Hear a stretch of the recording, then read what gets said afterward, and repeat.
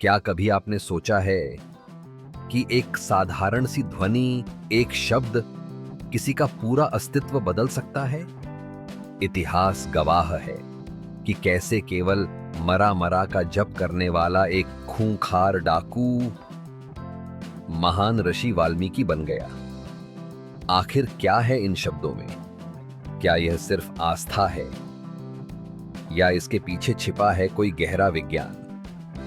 हमारा यह शरीर, जिसे हम मैं कहते हैं, शास्त्रों में इसे एक यंत्र माना गया है, एक मशीन, एक साधन।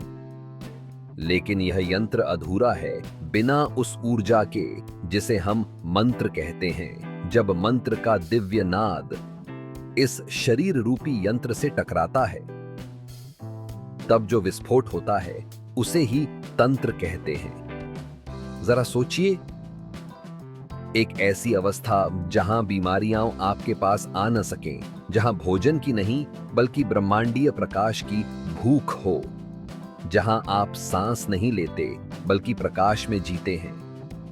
आज हम उसी यात्रा पर चलेंगे जहां विज्ञान खत्म होता है और अध्यात्म का असली जादू शुरू होता है। आज हम जानेंगे कि कैसे आप एक साधारण मनुष्य से ब्रह्म स्वरूप बन सकते हैं। स्वागत है इस अनंत यात्रा में। प्रकरण 7। मंत्र, यंत्र और तंत्र। प्रश्न: मंत्र, यंत्र और तंत्र से क्या समझना चाहिए और इनका हमारे जीवन में क्या महत्व है?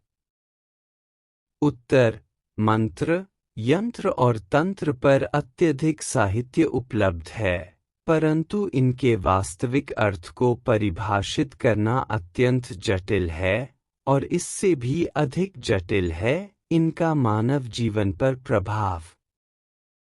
इन्हें परिभाषित करने के लिए विभिन्न तर्क हैं, परंतु इनकी गहराई को समझना एक सामान्य व्यक्ति के लिए ही नहीं बल्कि एक सच्चे आध्यात्मिक साधक के लिए भी अत्यंत कठिन है।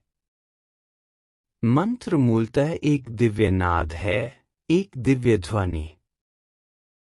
हमारे प्राचीन ऋषियों ने वर्षों की साधना, तपस्या एवं अंतर्दृष्टि द्वारा इन मंत्रों को ब्रह्मांड से प्रत्यक्ष अनुभव कर मानव कल्याण हेतु प्रदान किया। मंत्र शब्द का अर्थ है जो मन अर्थात हृदय या अंतरात्मा तक सीधे पहुंचता है। ध्यान के दौरान ऋषियों ने इन दिव्य ध्वनियों को हृदय में अनुभव किया और फिर उन्हें शब्दों में प्रकट किया। जब वही शब्द पूर्ण श्रद्धा और मनोयोग से दोहराए जाते हैं, तो ब्रह्मांडीय ऊर्जा उत्पन्न होती है जो मानव मस्तिष्क, हृदय और शरीर में कंपन उत्पन्न करती है। यह कंपन धीरे धीरे मनुष्य के भीतर परिवर्तन लाता है। जैसे डाकू वाल्मीकि केवल मरामरा जपते हुए संत बन गए, यह मंत्र शक्ति का प्रमाण है। मंत्रों को केवल यांत्रिक ढंग से नहीं बल्कि पूरी एकाग्रता, श्रद्धा और मन की शुद्धता से जपना आवश्यक है। तभी साधक को मंत्र सिद्धि प्राप्त होती है, जिससे वह जो चाहे प्राप्त कर सकता है। सही विधि से जप किए गए मंत्र से वाक सिद्धि, मन शुद्धि, रोगों से मुक्ति, आध्यात्मिक ऊर्जा की वृद्धि तथा सांसारिक और आध्यात्मिक उन्नति होती है। सभी धर्मों में सबसे श्रेष्ठ और सार्वभौमिक मंत्र है ओम। यह ही आमीन, एक ओंकार आदि के रूप में भी प्रकट होता है। जब इसे सही ढंग से अ से उ में और उ से मा में मिलाते हुए उच्चारित किया जाता है, तो यह अत्यंत उच्च स्तर की कंपन उत्पन्न करता है जो आसपास की वस्तुओं को भी प्रभावित कर सकती है। सांस का स्वाभाविक प्रवाह भी ओम ध्वनि उत्पन्न करता है। बस उसे ध्यान से महसूस करना होता है।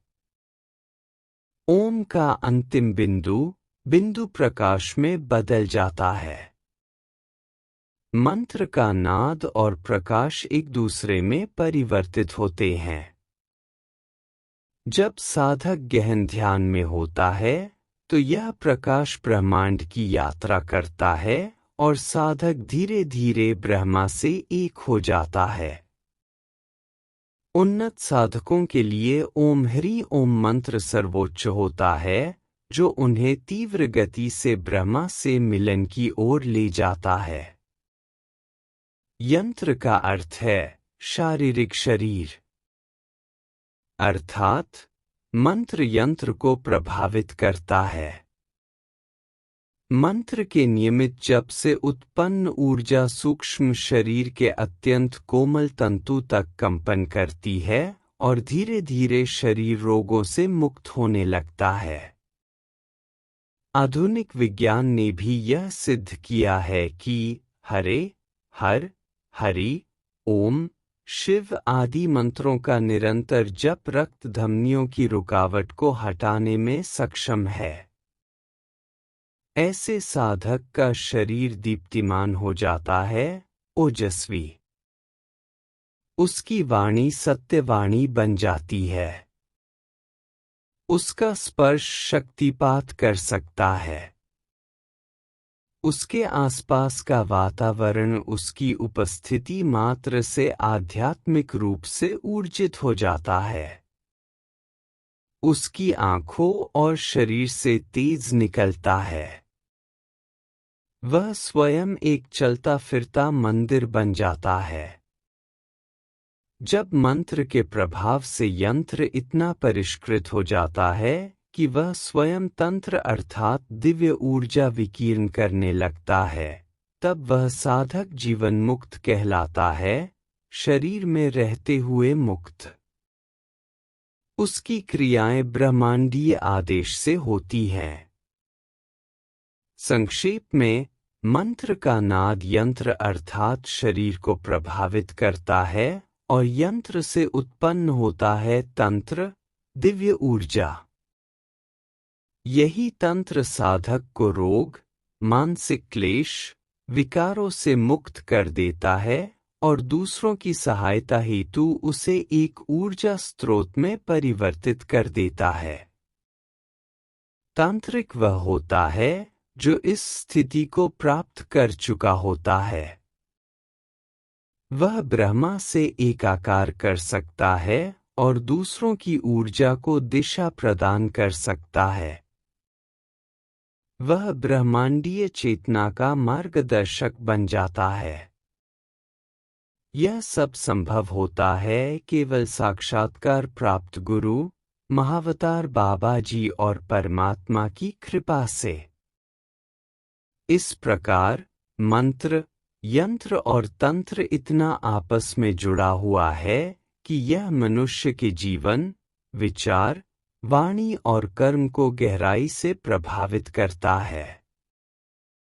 यदि केवल मंत्र ही इतना कर सकता है, तो जब वह योग साधना और गुरु कृपा से मिल जाए, तब साधक का शरीर एक तांत्रिक मंदिर बन जाता है।